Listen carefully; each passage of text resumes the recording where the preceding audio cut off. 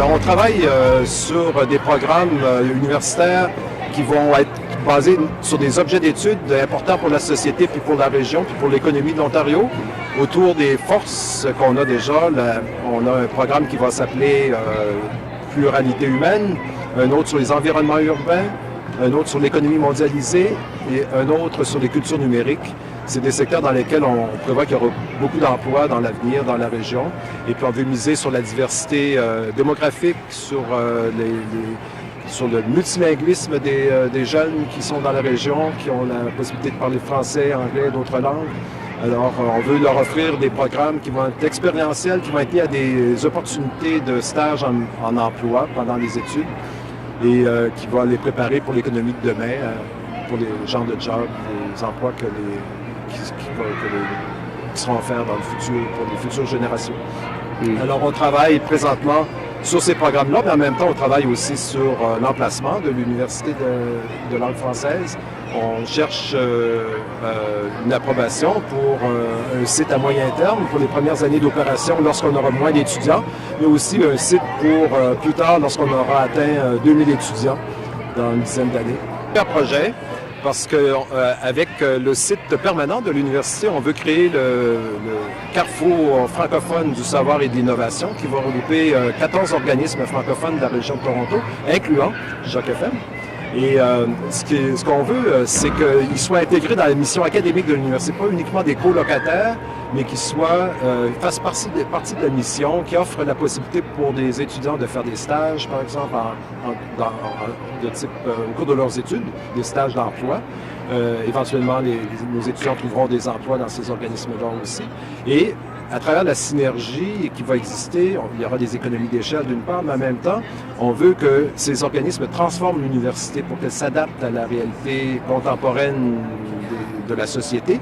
Mais on espère aussi que les organismes vont se transformer au contact des nouvelles générations d'étudiants qui vont arriver année après année, qui vont leur reposer des nouvelles questions, qui vont peut-être les remettre en question. Alors on veut cette synergie-là et on le voit comme un moteur de développement de la francophonie et un aimant qui va attirer les étudiants, mais qui va attirer aussi toute une vie communautaire autour de l'université.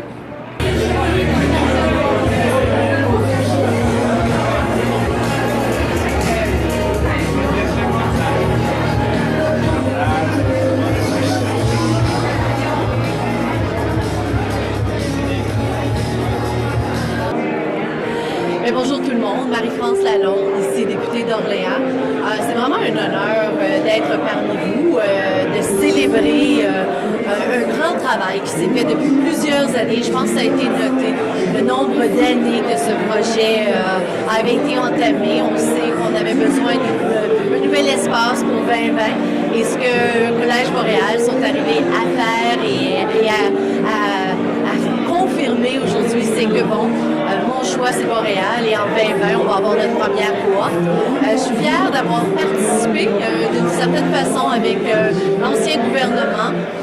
Depuis les dernières années, on travaille en lien et en partenariat, on travaillait en lien étroit avec le Collège Boréal pour pouvoir soutenir l'éducation collégiale ici à Toronto, qui est très importante. Écoutez, c'est vraiment avec beaucoup d'humilité que je suis. Et je suis aussi très fière de voir que le nouveau gouvernement Ford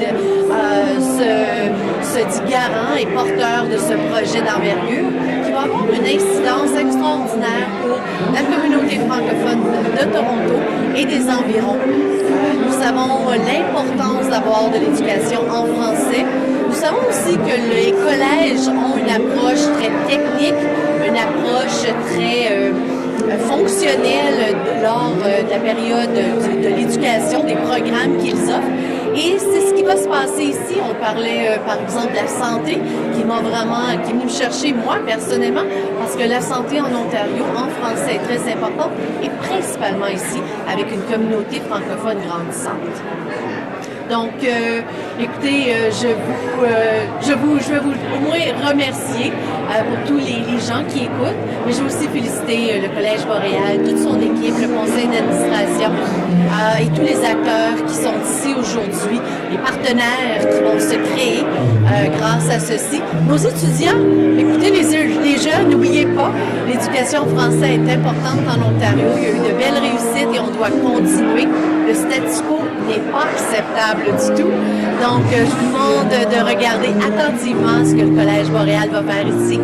On sait aussi qu'il va y avoir une université de l'Ontario français qui va voir le jour dans les prochaines années. Et j'étais aussi très enchantée de faire partie de l'ancien gouvernement qui avait déposé un projet de loi et adopté ce projet de loi. Donc, encore une fois aujourd'hui pour Boréal, félicitations, bravo. Mon choix, c'est Boréal et on continue ensemble pour l'éducation en français. Pour nous, c'est un moment historique pour le Collège Boréal. C'est quelque chose que nous travaillons depuis 2002 pour vraiment travailler une plus grande présence de façon permanente au campus ici au centre-ville de Toronto. Donc, ça fait 5 ans ou 5 différents emplacements que le Collège Boréal, de façon des emplacements temporaires que nous avons. Donc, finalement d'avoir une annonce, d'avoir un campus principal de façon permanente ici au Distillery, c'est vraiment historique, on est tellement fiers. La mission, la raison d'être du Collège Boréal, c'est non seulement la question du développement économique, mais c'est de développer des main-d'œuvre qualifiées et vraiment tout le volet de la culture. Donc, pour nous, notre devise, on parle de faire nourrir le savoir et faire vibrer la culture. Et c'est exactement ça tout ce que le Collège Boréal va faire ici au Distillery. Donc, pour nous, c'est important de développer une main-d'œuvre qualifiée et d'augmenter le nombre de programmes offerts à Toronto. Donc, c'est des nouvelles extraordinaires et historiques pour le Collège Boréal. Un des éléments du Collège Boréal en tant que collège communautaire, les liens avec nos partenaires sont critiques. Donc, que ce soit dans peu importe la communauté, que ce soit à Sudbury, à Russe, à Cap, à Timmins, à Windsor, les partenaires communautaires, c'est qui nous sommes. Donc, la possibilité d'avoir des partenaires travailler avec nous, oui, il y a toujours une ouverture pour ceci. François Boileau, commissaire au service en français. Un événement comme aujourd'hui, c'est essentiel parce que c'est une population qui est la plus en croissance, c'est ici, dans le centre-sud-ouest de l'Ontario, notamment à Toronto. On a une population francophone qui est vibrante, très dynamique et qui croît. Donc, c'est une population, non seulement qu'on doit les desservir, mais on doit s'assurer d'avoir une bonne main-d'œuvre pour demain. Et donc, le Collège Boréal, en état présent, va nous aider sur le terrain avec un bâtiment moderne, avec des équipements modernes, vont continuer d'attirer des étudiants et donc former une nouvelle génération de travailleurs pour demain. Et c'est ça qu'on célèbre aujourd'hui. D'abord, le Collège Boréal, dans un établissement flambant neuf ici, va faire en sorte que les étudiants vont être attirés. Ça va attirer aussi l'œil des entrepreneurs, des entreprises. Ça va en créer une synergie. Il y a plein de monde qui vont travailler ici, qui vont vivre en français, qui vont travailler en français.